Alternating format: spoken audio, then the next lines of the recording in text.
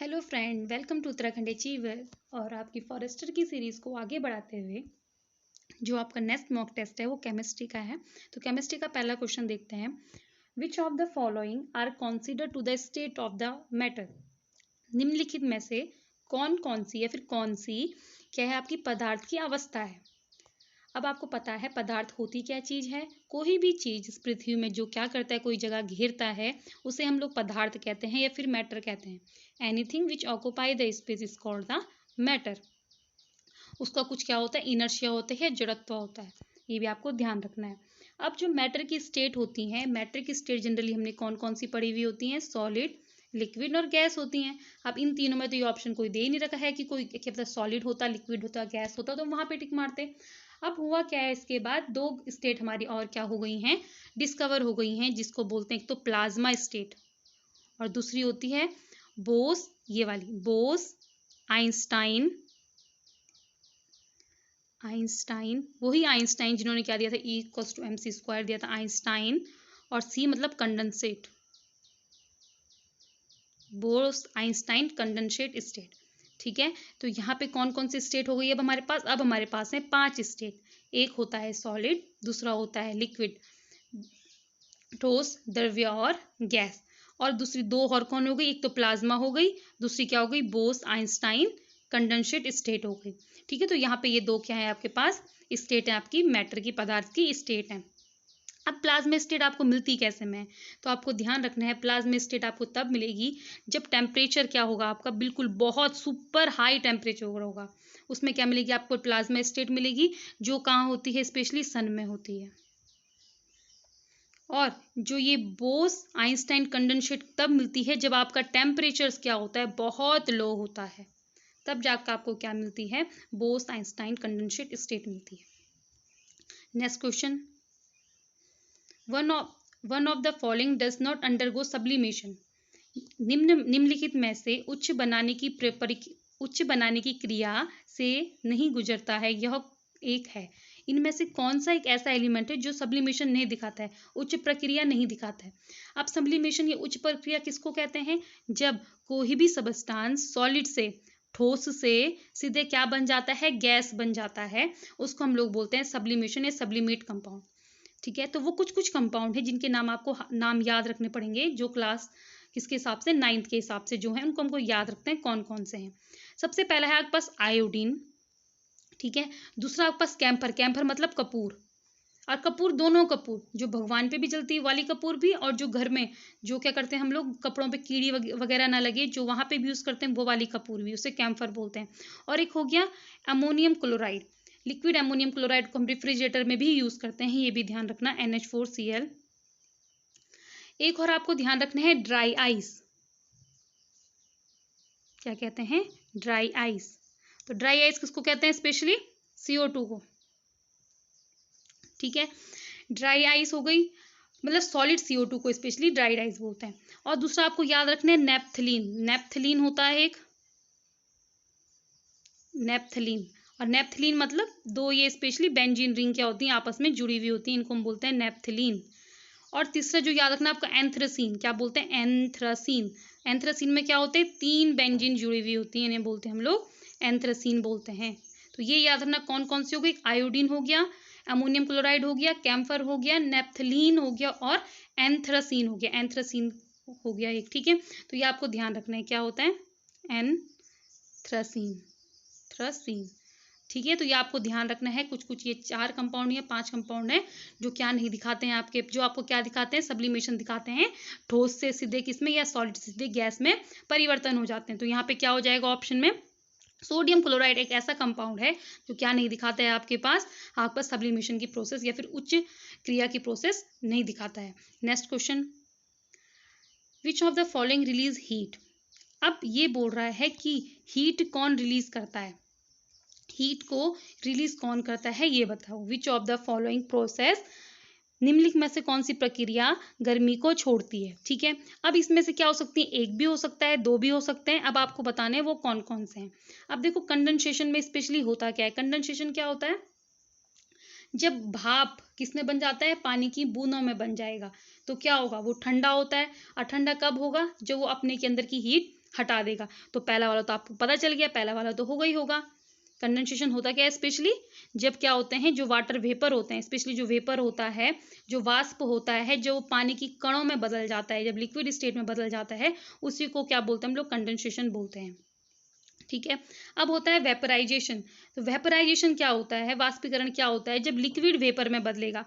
अब liquid vapour में कब बदलेगा, जब ये इसको मैं हीट करूंगी, तो इसको तो हीट चाहिए होती है ना, जब जिसको हीट चाहिए होती है तब वो हीट तो रिलीज करेगा नहीं। ठीक है, तो वेपराइजेशन तो होगा नहीं।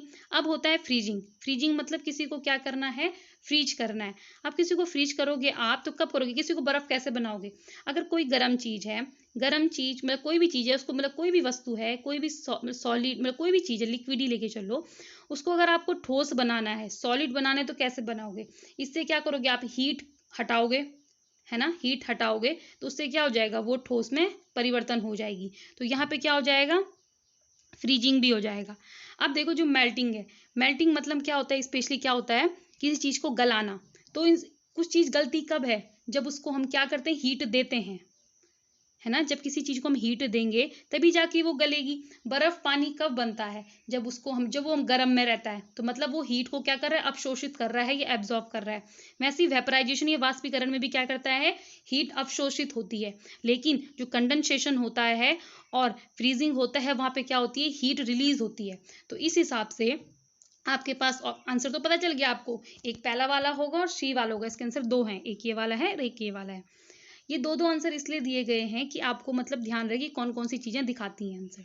ठीक है, आपको ये तो ध्यान हो गया। अब एक और बात आपको ध्यान रखनी है, जो रिएक्शंस होती हैं, स्पेशली रिएक्शन दो तरीके की होती हैं। एक होती है एक्सोथर्मिक, क्या होती है, एक्सोथर्मिक, एक होती है इंडोथर्मिक। अब जो एक्सोथर्मिक प्रक्रियाएं, वो क्रियाएं होती हैं, ये वो अभिक्रियाएं होती हैं जो क्या करती हैं, हीट को क्या करती हैं, रिलीज करती हैं। क्या करती हैं, हीट को या फिर एनर्जी को रिलीज करती हैं, छोड़ती हैं। लेकिन जो इंडोथर्मिक वो प्रक्रियाएं होती हैं जो हीट को एब्जॉर्व करती हैं, अवशोषित करती हैं। तो यहाँ से आपको पता चल गया है कौन सी अवशोषित है और कौन सी क्या कर रही है, रिलीज कर रही है। तो रिलीज कौन कर रहा है, आपके पास कंडेंसेशन और फ्रीजिंग क्या कर रही हैं, एनर्जी को छोड़ रही हैं। लेकिन जो वेपराइजेशन और मेल्टिंग है, वाष्पीकरण और गलनांक है, वो क्या कर रहे हैं, हीट को ले रहे हैं। तो जो लेगा उसको हम क्या बोलते हैं, इंडोथर्मिक, पर जो छोड़ेगा उसको क्या बोलते हैं हम लोग, एक्सोथर्मिक प्रक्रियाएं बोलते हैं। इतना आपको समझ में आया होगा। अब नेक्स्ट क्वेश्चन देखते हैं। अब यहाँ पे देखो टेम्परेचर, अब आपके पास तीन टाइप की स्केल्स होती हैं टेम्परेचर को नापने की। सबसे पहले होता है डिग्री सेल्सियस, ठीक है, उसके बाद इधर साइड से आप देखो केल्विन होता है और एक होता है फ़ारेनहाइट। जनरली जो लैब में यूज़ होता है उसको बोलते हैं केल्विन, जो डॉक्टर्स स्पेशली यूज़ करते हैं उसको बोलते हैं फ़ारेनहाइट। अब इन तीनों के बीच में क्या होता है, एक रिलेशन होता है। अगर आपको किसी टेम्परेचर को केल्विन में बदलना होगा तो आप क्या करोगे, जो आपको सेल्सियस का टेम्परेचर दे रखा होगा उसमें 273.15 ऐड कर दोगे।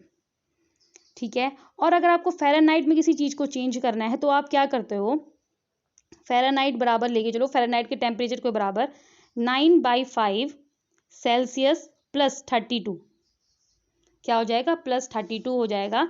आपको अगर फ़ारेनहाइट से सेल्सियस में चेंज करना है तो क्या करोगे, 9/5 9/5 सेल्सियस प्लस 32 को करोगे। और यहाँ से अगर आपको केल्विन में चेंज करना है तो डिग्री सेल्सियस को केल्विन में बदलने के लिए क्या ऐड करते हैं, 273.15 ऐड करते हैं। ये तो आपको ध्यान हो गया। अब आपको इसमें क्या करना है, क्वेश्चन में किसी वस्तु का तापमान 268 केल्विन में है तो आपको सेल्सियस में चेंज करना है। ज़्यादातर किसमें पूछता है, वो सेल्सियस में ही पूछता है। अब देखते हैं क्वेश्चन में क्या दे रखा है। तो क्वेश्चन में क्या दे रखा है कि आपको क्या करना है, 268 केल्विन को चेंज करना है, जनरली डिग्री सेल्सियस में चेंज करना है। डिग्री सेल्सियस में चेंज करने के लिए क्या देखा था हमने अभी, कि इस साइड क्या होता है आपके, आप लिखते हो केल्विन का टेम्परेचर बराबर सेल्सियस का टेम्परेचर प्लस 273.5। जनरली अगर रिलेशन में दे रखा हो तभी भी ठीक है, पर अगर क्वेश्चन में 1.5 का कॉन्सेप्ट नहीं हो तब आप 273 ही जनरली रखते हो। तो वैल्यू पुट करेंगे तो क्या होगा, 268 टी सी मतलब टेम्परेचर किसका, सेल्सियस में, प्लस 273। ये 273 यहाँ आएगा तो क्या हो जाएगा, माइनस में हो जाएगा। तो वैल्यू आपको पता है 273 बड़ा है तो वैल्यू माइनस में आएगी। और 273 माइनस 268 कितना होता है, 5। तो 5 डिग्री सेल्सियस क्या हो जाएगा, आपका टेम्परेचर हो जाएगा केल्विन का। ठीक है, अब एक नेक्स्ट क्वेश्चन है, इसी बेस पे है नेक्स्ट क्वेश्चन, इसलिए इनके ऑप्शंस नहीं दे रखे हैं कि आपको समझ में आ जाए कि कैसे कैसे चेंज करते हैं।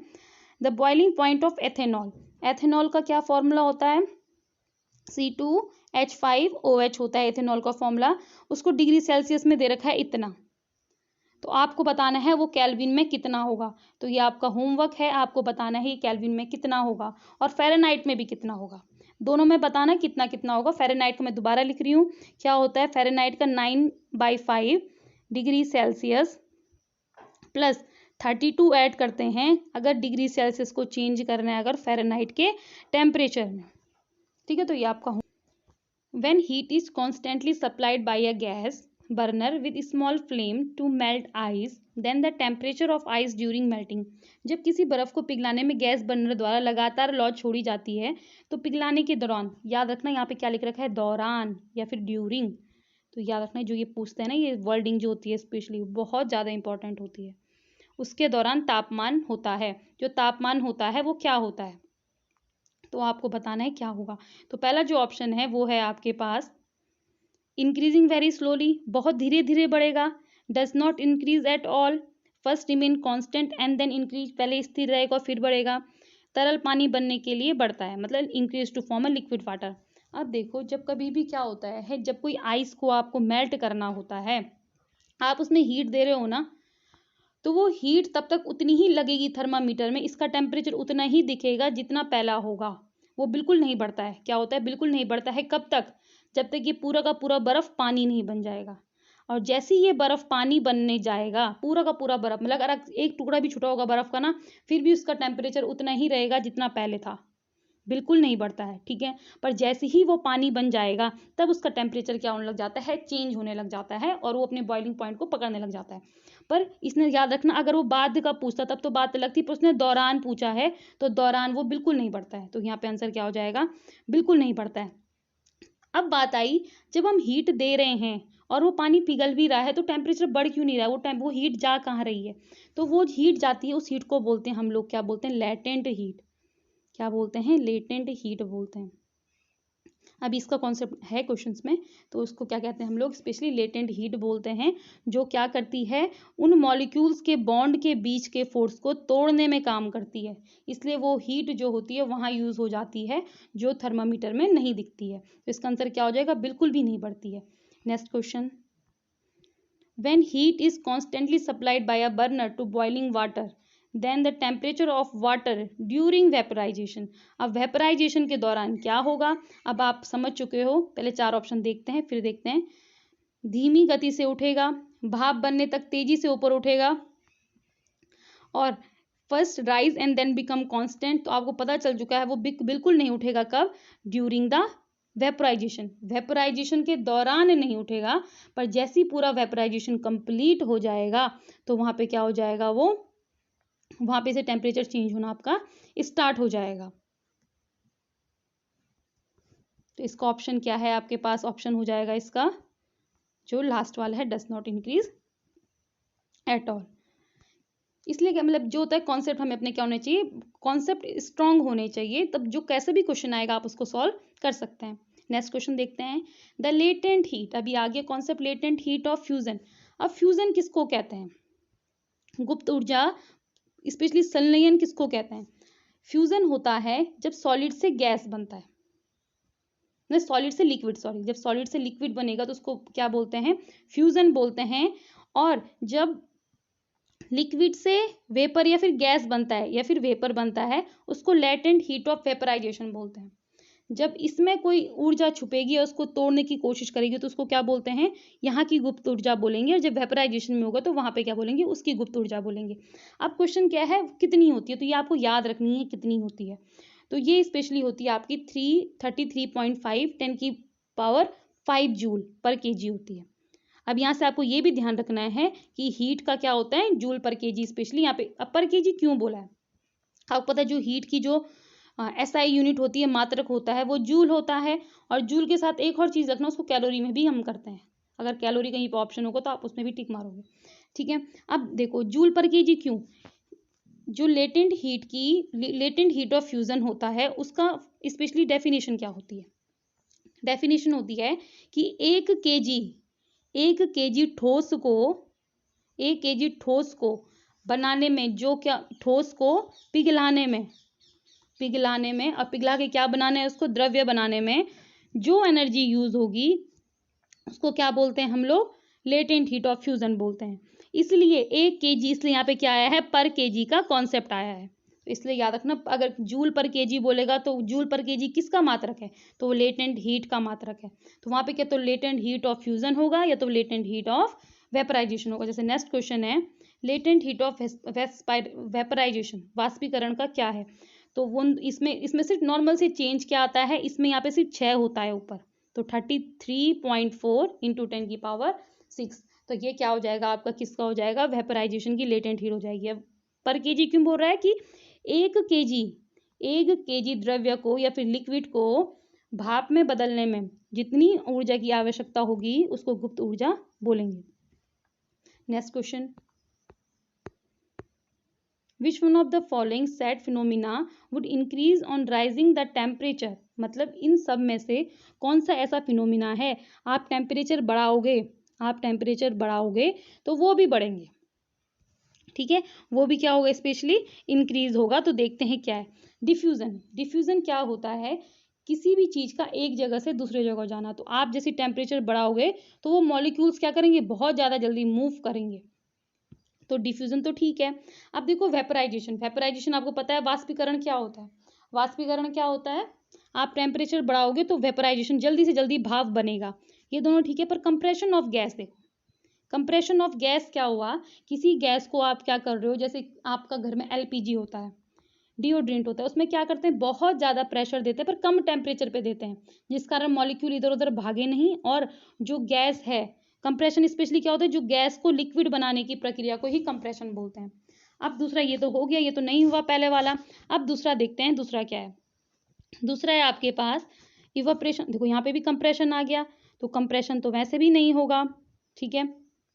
अब देखते हैं तीसरा वाला, देखो अब देखो चौथा वाला, देखो चौथे वाले में भी कंप्रेशन आ गया, तो जो कंप्रेशन वाला तो बिल्कुल नहीं होगा। तो अब बचा क्या, तीसरा वाला बचा। अब तीसरे वाले में देखो क्या क्या है, एक्सपेंशन ऑफ गैस को फैलाना है। किसी गैस को हम कब फैलाएंगे, जैसे हम उसका टेम्परेचर बढ़ाएंगे गैस पूरी की पूरी फैल जाएगी। डिफ्यूजन में मॉलिक्यूल्स को एक जगह से दूसरी जगह जाना होता है, जहाँ पे क्या होता है, ज़्यादा उच्च होता है, वहाँ से कहाँ जाता है, निम्न में जाता है। जहाँ उच्च सॉल्वेंट ज़्यादा होगा, सॉल्यूट जहाँ ज़्यादा होगा, हाई कंसंट्रेशन होगी, वहाँ से वो लो कंसंट्रेशन में जाता है। जैसे कि आप घर पे एक जगह पे अगरबत्ती जला देते हो, तो उसके आसपास, अगरबत्ती के आसपास की सराउंडिंग में क्या हो जाता है, वो मॉलिक्यूल्स ज़्यादा हो जाते हैं, और जहाँ वो कहाँ जाता है, पूरे घर में घुस जाता है, जहाँ मॉलिक्यूल्स कम होते हैं, तो कहाँ जाता है, लो टू हाई जाता है, नहीं हाई टू लो जाता है। अब इवापोरेशन क्या होता है, इवापोरेशन जैसे ही टेम्परेचर बढ़ेगा तो कपड़ा बहुत जल्दी सूख जाता है। गर्मियों में क्या होता है, कपड़े बहुत जल्दी क्या होते हैं, सूख जाते हैं। क्यों, क्योंकि वहाँ पे इवापोरेशन की मात्रा क्या होती है, ज़्यादा होती है। अब देखो इवापोरेशन स्पेशली क्या होता है, आप बोलोगे बॉइलिंग में और इवापोरेशन में अंतर क्या होता है। जो इवापोरेशन होता है वो किसी भी टेम्परेचर में हो सकता है, किसी भी टेम्परेचर में, लेकिन जो बॉइलिंग होता है वो फिक्स्ड में होता है। जैसे अल्कोहल 50 डिग्री में ही बॉयल होने लग जाता है। मतलब बॉयल होने वाला मतलब क्या होता है, ये भाप बनाने लग जाता है 50 डिग्री में, जैसे पानी भाप बनाएगा 100 डिग्री सेल्सियस में। पर जो इवापोरेशन होता है वो कहाँ होगा, किसी भी टेम्परेचर में हो सकता है, कोई सा भी टेम्परेचर। तभी तो कपड़े गर्मियों में जल्दी सूख जाते हैं, जैसे धूप आएगी तो कपड़ों से क्या हो जाता है, जो कपड़ों का पानी होता है वो जल्दी सोख देता है। अब इवापोरेशन के बहुत सारे फैक्टर्स होते हैं, अभी आगे देखते रहेंगे, क्वेश्चन आता रहेगा। जैसे next question, which of the following condition of liquefaction of gas. तो अभी हमने देखा था कि लिक्विफाइड करने के लिए सबसे पहली कंडीशन क्या है, हम टेम्परेचर को कम करेंगे, और प्रेशर को ज़्यादा करेंगे। तो यहाँ देखते हैं हमारे पास ऑप्शन कौन कौन से हैं। लो टेम्परेचर लो प्रेशर, ये तो नहीं होगा। अगर प्रेशर कम करोगे तो आप उसको कंप्रेस ही कैसे कर सकते हो, गैस को किसी सिलेंडर में कैसे भरोगे। हाई टेम्परेचर हाई होगा तो मॉलिक्यूल्स इधर उधर जाएंगे, वो एक जगह पे क्या नहीं होंगे, इकट्ठे नहीं होंगे, और वो क्या नहीं बना पाएंगे, लिक्विड नहीं बना पाएंगे। लो टेम्परेचर और हाई प्रेशर, ये हमारी जो कंडीशन थी वो कंडीशन आ चुकी है, तो इसका आंसर क्या हो जाएगा, लो टेम्परेचर और high pressure. Next question, during summer day, जो हम क्या करते हैं गर्मियों में ना, जो मटके वगैरह होते हैं उसमें पानी रखते हैं, जो मिट्टी के घड़े होते हैं उनमें पानी रखते हैं, उनमें पानी ठंडा रहता है, क्यों रहता है। तो होता क्या है, अगर ये मिट्टी का घड़ा है तो मिट्टी के घड़े में क्या होते हैं, कुछ कुछ पोर्स भी होते हैं। अब मिट्टी का काम क्या होता है, वो क्या करती है, अवशोषित करती है, एब्जॉर्प्शन करती है, जिस कारण इन पोर्स के थ्रू क्या आता है, पानी बाहर आता है। अब पानी बाहर आता है तो बाहर पे क्या होता है, यहाँ पे वाटर ड्रॉपलेट्स आती हैं। अब वाटर ड्रॉपलेट्स क्या करती हैं, जो बाहर इवापोरेशन है, जो गर्मियों का टेम्परेचर है, वो क्या करता है, इन ड्रॉपलेट्स को क्या करता है, अपनी तरफ लेता है। तो कैसे क्या करता है, ये पानी का ड्रॉपलेट क्या करेगा, अंदर की जो हीट है, अंदर का जो गर्म है, उसको अपने साथ लेके इवापोरेट हो जाएगा, मतलब उड़ जाएगा, निकल जाएगा। तो यहीं से क्या होती है, यहाँ अंदर की जो गर्मी है वो बाहर आ जाती है, किसके थ्रू, इन वाटर ड्रॉपलेट्स के थ्रू। तो जिस कारण क्या होता है, इस मटके का पानी ठंडा होता है। अब ये तो क्वेश्चन था किसका, मटके का पानी का। ऐसे अगर बोला जाएगा कि जैसे आप पंखा खोलते हो आपको ठंडी कम महसूस क्यों होती है, तो वहां पे भी क्या होता है, शरीर में, जैसे ये शरीर है तो शरीर में ये पसीने की बूंदें होती हैं, स्वेट होता है स्पेशली। तो स्वेट क्या करता है, जो पंखा होता है ना, तो पंखा इवापोरेशन की जो पावर होती है उसको बढ़ा देता है, जिस कारण ये वाटर मॉलिक्यूल क्या होते हैं, बॉडी से हटने लग जाते हैं। अब ये बॉडी से हटते हैं ना, तो ये अपने साथ क्या करेंगे, इनको कोई एनर्जी चाहिए होती है, हटने के लिए कोई ना कोई तो चाहिए होती है एनर्जी। तो ये क्या करती है, अंदर की जो हीट है, जो बॉडी के अंदर की हीट है, उसको क्या करती है, अपने साथ लेके चले जाती है। ये सारे के सारे अपने साथ लेके चल जाती है, जिस कारण हमको क्या होता है, कूल महसूस होता है, क्योंकि शरीर से क्या हो जाती है, जो गर्मी होती है, हीट होती है, वो हट जाती है। इसलिए हमें क्या होता है, ठंडा महसूस होता है जब हम पंखा खोलते हैं या फिर मिट्टी के घड़े में पानी रखते हैं, तो वहां पे भी क्या होती है, इवापोरेशन की ही प्रोसेस होती है। अब इसका आंसर देखते हैं क्या होगा। वाष्पीकरण हो, अब देखो यहाँ पे तो मैंने ऑप्शन सीधे बोल ही दिया है, वाष्पीकरण, ऑस्मोसिस या फिर ट्रांसपिरेशन। अब ट्रांसपिरेशन किस में होता है, ये ध्यान रखना, ये होता है, यही प्रोसेस होती है, पर ये किस में होती है, प्लांट्स में होती है। प्लांट्स के लेक्चर में इसको देखा गया है। प्लांट्स अपनी बॉडी को ठंडा करने के लिए क्या करते हैं, ट्रांसपिरेशन करते हैं। इसको गटेशन भी बोलते हैं, गटेशन, ये भी ध्यान रखना, ठीक है। डिफ्यूजन हमने देख दिया है, डिफ्यूजन क्या होता है, एक जगह से कम तापमान से, मतलब किसी चीज का जहाँ पे कंसंट्रेशन कम हो, ज्यादा होगा, हाई टू लो, किसी चीज का फ्लो होने को क्या कहते हैं, डिफ्यूजन कहते हैं। किसी मेम्ब्रेन के थ्रू, किसी झिल्ली के थ्रू, किसका, high concentration to low concentration में सॉल्यूट के मॉलिक्यूल्स के जाने को ही ऑस्मोसिस या परासरण बोलते हैं। ये तीन तरीके के होते हैं, पढ़े हुए हम लोगों ने, हाइपोटोनिक, आइसोटोनिक और हाइपोटोनिक। और ये क्या हो गया, इवापोरेशन हो गया, जो आपने अभी देखा। वाष्पीकरण क्या हो गया, मटके में लगे हुए पानी की बूंद क्या करती हैं, अंदर की जो गर्मी है उसको लेके बाहर निकल जाती हैं। और वैसे ही क्या होता है, ह्यूमन बॉडी में होता है, जो अंदर की गर्मी के लेके जो स्वेट के मॉलिक्यूल्स होते हैं, ये पसीने के मॉलिक्यूल्स क्या होते हैं, उड़ जाते हैं, जिस कारण क्या होती है, हम लोगों को ठंडा लगता है या फिर कूल होता है। Next question, which of the following energy absorb during the change of state. अब इन सब में से अब देखो फिर से शब्द क्या आया है, ड्यूरिंग आया है। क्या आया है, ड्यूरिंग द स्टेट, किसके दौरान, परिवर्तन के दौरान। तो आपको पता है कौन सी हीट होती है, वो लेटेंट हीट होती है, गुप्त ऊष्मा होती है, जो क्या करती है उस टाइम पे एनर्जी, मतलब जो क्या करती है, पदार्थ की स्टेटों में क्या करती है, परिवर्तन लाती है, ठीक है। तो ये था आपके पास पहला चैप्टर, जो पहला चैप्टर है 9th का, मैटर का। और आपके सिलेबस में भी ये दे रखा है मैटर के बारे में। तो आपको कहीं पे समझ में ना आया हो तो आप कमेंट सेक्शन में कमेंट कर सकते हैं। और थैंक्स फॉर वॉचिंग, और सब्सक्राइब करना बिल्कुल ना भूलें।